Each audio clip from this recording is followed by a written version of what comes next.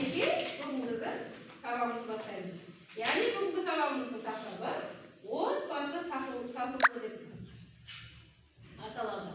Яғни бұл жерде біз бүгін отбасы туралы, отбасының ішіндегі құндылықтар туралы өтеміз. Жарай ма?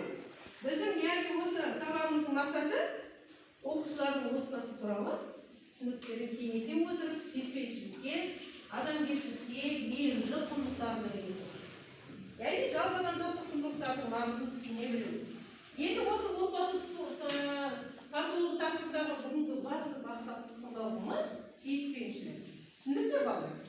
Ал енді қане балалар жайланып тынышталып отырамыз бәріміз. Кәнеки кішкене сергіту сәтін ұйымдастырайық. Енді сергіту сәтіне бәріміз әдемі тыныштықта отырып көзімізді жұмып, кәнеки нұрға бөлену тыныштық сәтін жалайық.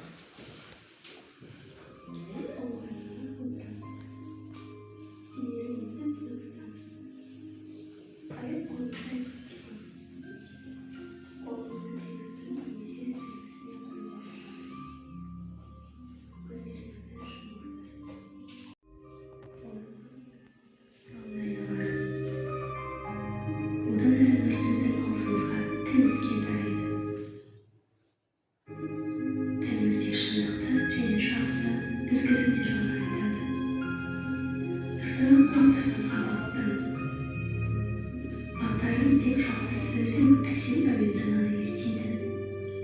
Нұр көздеріңізге де жетті. Көзіңіз тек жақсыға қарап, бәріне жақсылықты ғана көреді. Ізгі сәулелі ой келеді. Нұр бірте-бірте қарын және шын ғана бастайды. Сіздің денеңізден шығып, жан-жағыңызға сәуле шашады. Осы нұрды туысқандарыңызға, мұғалімдеріңізге, достарыңызға, таныстарыңызға ұсынып, бүкіл әлемге, барлық адамға, жан-жануарларға, өсімдіктерге. Енді осы нұрды жүрегіңізге орналастырыңыз. Рахмет. Кеудеңіздің ортасында гүл түйнегі орналасқан. Гүлдің түйнегі нұрдан бояуға шығып қалың және таза әсемді сіздің әр ойыңызды, әр сезіміңізді, эмоцияңызбен тең қалауыңызды шайып, жүрегіңіздің қауызын ашты. Нұр сәулесі сіздің бойыңызға ақырын тарай бастағанын елестетіңіз. Ол біртіндеп күшейеді. Нұр сәулесі шашылады.